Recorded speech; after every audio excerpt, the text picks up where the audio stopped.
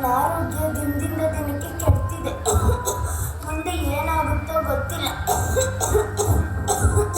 ನೀನು ಯಾವಾಗಲೂ ಕೇಳ್ತಿದ್ದಲ್ಲಮ್ಮ, ಅಪ್ಪ ಇಲ್ವಾ ಅಂತ. ನಿಮ್ಮ ಅಪ್ಪ ಇನ್ನೂ ಬದುಕಿದಾರಮ್ಮ. ಈ ಫೋಟೋ ತಗೊಳಮ್ಮ. ಸಾಧ್ಯ ಆದರೆ ನನ್ನ ಕಣ್ಮುಚ್ಚ ಒಳಗೆ ನಿಮ್ಮ ಅಪ್ಪನ ಹುಡುಗಿ ಕರ್ಕೊಂಡು ಬಾ. ನೀನೇನೋ ಭಯ ಪಡಬೇಡ ಅಮ್ಮ. ನಮ್ಮ ಅಪ್ಪನ ನಾನು ಕರ್ಕೊಂಡು ಬಂದೇ ಬರ್ತೀನಿ. ನಿನ್ನ ಕಾಯಿಲೆಗೆ ನಾನು ಹುಷಾರು ಮಾಡೇ ಮಾಡ್ತೀನಿ.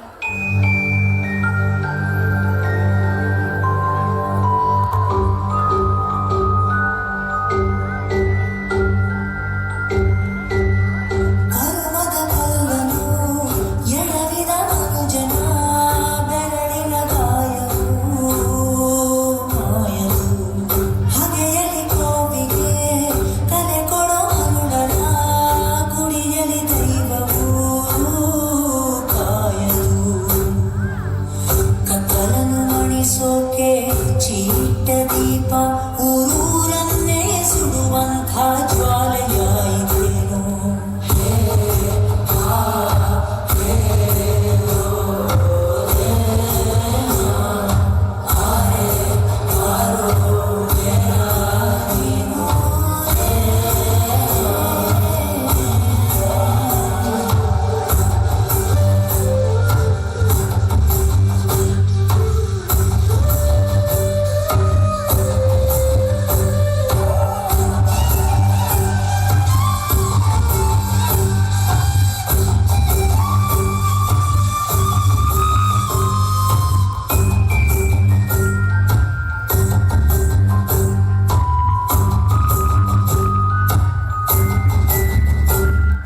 ಇಷ್ಟೊಂದು ದೊಡ್ಡ ಸಿಟಿಯಲ್ಲಿ ನಮ್ಮ ಅಪ್ಪನ ನಾನು ಎಲ್ಲಿ ಅಂತ ಹೋಗ್ಬೋದು?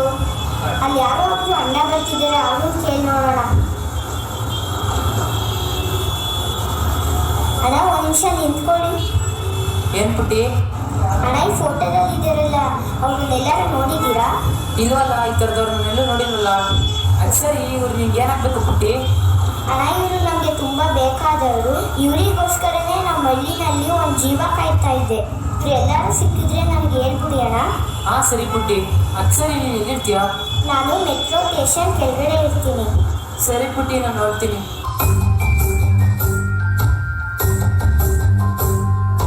ಅಯ್ಯೋ, ಈ ಆಳಾದ್ಮೇಲೆ ಈಗಲೇ ಬರಬೇಕಾಗಿತ್ತಾ?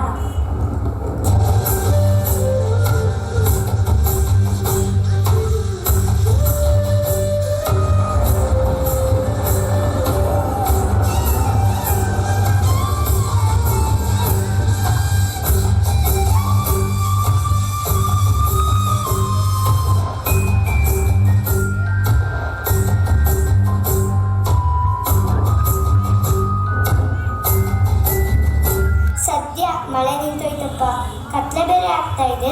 ನಮ್ಮ ಅಪ್ಪನ ನಾನು ಎಲ್ಲಿ ಅಂತ ಹುಡುಕ್ಲಿ? ಅಯ್ಯೋ, ಗಂಟ್ಲು ಬೇರೆ ಒಣಗ್ತಾ ಇದೆ. ಅಲ್ಲೊಂದು ಬೇಕ್ರಿ ಕಾಣಿಸ್ತಾ ಇದೆ. ಅಲ್ಲಿ ಹೋಗ್ಬಿಟ್ಟು ನೀರು ಕುಡಿದು ಆಮೇಲೆ ನಮ್ಮ ಅಪ್ಪನ ಬಗ್ಗೆ ವಿಚಾರಿಸೋಣ. ಅಂಕಲ್, ಕುಡಿಯೋದಕ್ಕೆ ನೀರು ಕೊಡಿ ಅಂಕಲ್. ಅಲ್ಲಿದೆ, ತಗೊಂಡು ಕುಡಿ.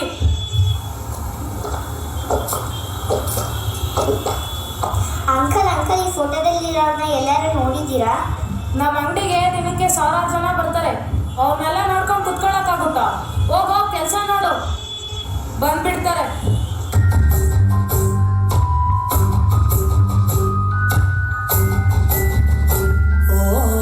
ಗರ್ಭದಲ್ಲೇ ಆದ ಗಾಯ, ಹಣೆ ಬರಹ ಬದುಕಿಡಿ ಮತ್ತೆ